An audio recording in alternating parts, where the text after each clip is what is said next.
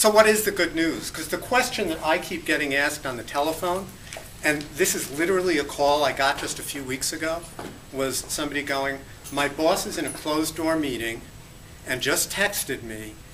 She knows that the numbers are really bad, but what's good about licensing right now to defend our department? People are fighting for their lives and for their jobs and for their departments and for their budgets. And it's really, really tough. But in fact, there is a lot of good news out there, and a lot of it has to do with what Emily just talked about, the whole efficiency question.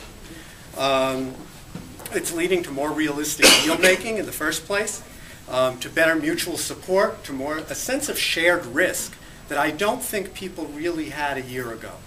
I don't think if you talked about shared risk last year at this show that would have really resonated for people.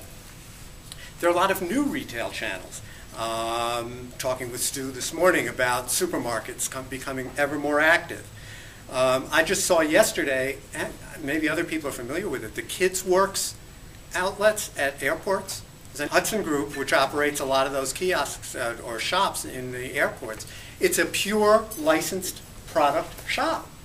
And it has Sesame, and it has Disney, and it has Hot Wheels, and Sanrio, Hello Kitty. There are about a dozen different properties that are spotlighted. And it's a fascinating little thing. It's probably about 400 square feet, I'm guessing. They've got a lot of SKUs in there. It's a really interesting model. Other licensed airport shops as well. You've got a lot of shops just being, titled. They're newsstands, but that's what they are. You've got the dollar stores, the convenience stores, and as you'll read in the next issue, today's issue of the licensing letter, stores becoming a bigger and bigger market for licensed merchandise. Fascinating. Most of what we read about is the emphasis on store closings. But in fact, what they forget to tell you is that there are also stores opening. And some chains are still expanding. They may be expanding at a slower rate, but the stronger ones are expanding. That's a good thing. We're beginning to get a sense, I think, that retail is bottoming out. That's kind of what we're all reading in the month-to-month or year-over-year sales data. But even more significant, what we're beginning to see on the consumer research is that people are getting tired of holding back. And they're slowly getting out there again and starting to spend money on a variety of things. And licensed merchandise will ultimately benefit from that as well. It may take a little while, but it is on that move. The cliche of the new reality is real. This is the new reality. And managing expectations has been one of our themes for years. It's one of the most difficult things to do, and it doesn't matter whether you're talking about managing your senior management's expectations, or your vendors, or your retailers, or your customers. Managing expectations is what it's about for most of the people in this room. And you can't expect, for example, to change the way the bankruptcy court works. That's not going to happen, and unfortunately a lot of people in licensing have had to cope with that in the last 6-8 months. That's a serious issue. Senior management can't expect sales to go back to what they were a year ago. Not going to happen for a long time. Are there going to be some exceptions? Yes. But for the most part, if we're looking at the overall big picture, that's not going to happen quickly. So where are we seeing some of the other new things? I talked about retail channels, but we're also seeing, for example, virtual worlds. That's a whole category that didn't exist 2 years ago. And it's beginning to happen. And if you look at what Disney is doing, I'm sure that Sesame's looking at a lot of stuff there. If you look at what Fremantle's doing with American Idol on Habbo Hotel, the virtual Elvis sideburns, that stuff's not going to create gobs of money for anybody. It's not about the royalty on that. It's about the marketing opportunity, and I'm going to come back to that in a moment. The value of licensing very often, as Leanne and Lynn and Karen and I have worked on the licensing metrics report, is not always about royalty. It's not always about revenue. It's about building the core product. It's about line extensions. It's about getting distribution into other channels. And that's a lot of what licensing is about right now. We're seeing the fashion accessories and footwear. Emily did a great piece about what was happening at the fashion shows this year. where the accessories and the footwear were being incorporated, the licensed stuff, into the runway shows, and what that was meaning for them in terms of retailer excitement about those additional items that they might not have gone into before. Food and restaurant programs exploding. That's a big, big category and growing very rapidly.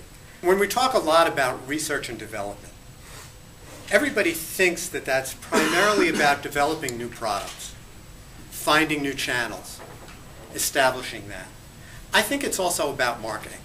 And I think that has to become ingrained in licensing thinking. That worst kept secret about what the hell are the marketing, the common marketing funds anyway, where does that go? It's just an excuse for an additional point or two. I see some smiles around the room. That money really has to be put into serious marketing that sometimes maybe the manufacturer needs to be able to help control as well as the licensor.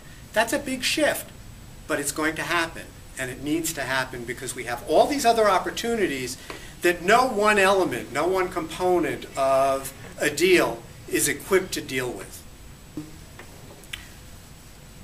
I think very interesting, in the last week we saw that Universal is taking back licensing in-house.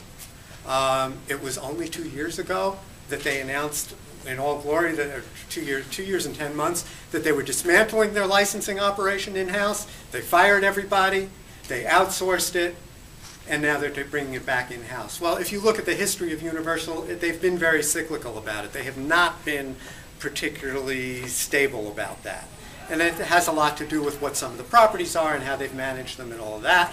But, in fact, I think that kind of cyclical activity, we're going to see more and more of it because we're seeing a lot of companies outsourcing as is. And that's been an opportunity because so many companies have decimated their licensing departments, and so they're now outsourcing. And that's an opportunity on one side, and it's a negative on the other, and as soon as the economy goes back, a lot of those departments are going to build up again, and I think Universal is probably trying to anticipate that a little bit. But it is cyclical.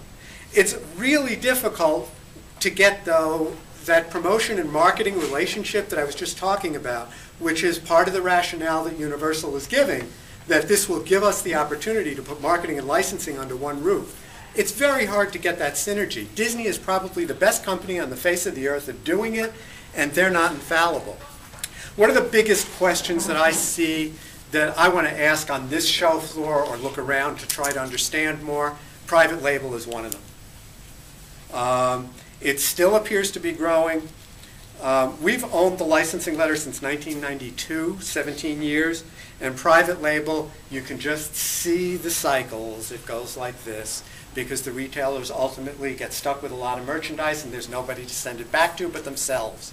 A year ago, we predicted that direct-to-retail would peak in 18 to 24 months, and I think we're still on track for that. I think another 6 to 12 months, and we're going to see that start to slow down because how much room is there out there for all of these labels, and are the retailers really going to devote the dollars to marketing that they need to build those private labels? It's a very, very delicate question. It's about the degree of marketing support, and it's also about consumer indifference. The consumer doesn't know whether it's licensed or not, and who cares? I give Target incredible credit for supporting this business. They are the only store that I know of that puts big signs out that say licensed t-shirts, licensed other things. They actually label it. That's really nice for everybody. I don't know that they get the recognition for that. The second biggest question is, what will China, India, Russia, Eastern Europe, Latin America mean going forward? Everybody in licensing for at least 15 years has said international is where the growth is, and have we seen it? No, we have not. We see some huge percentage growth in certain markets like Eastern Europe, but they're tiny to begin with, so the percentage is going to be giant. Is there opportunity for certain kinds of companies and certain kinds of properties? Yes, but it takes a lot of on-the-ground building, and it takes on-the-ground partners in those markets to make sure that that works. Let us know what we can do differently to help you more. Thank you. Have a great show.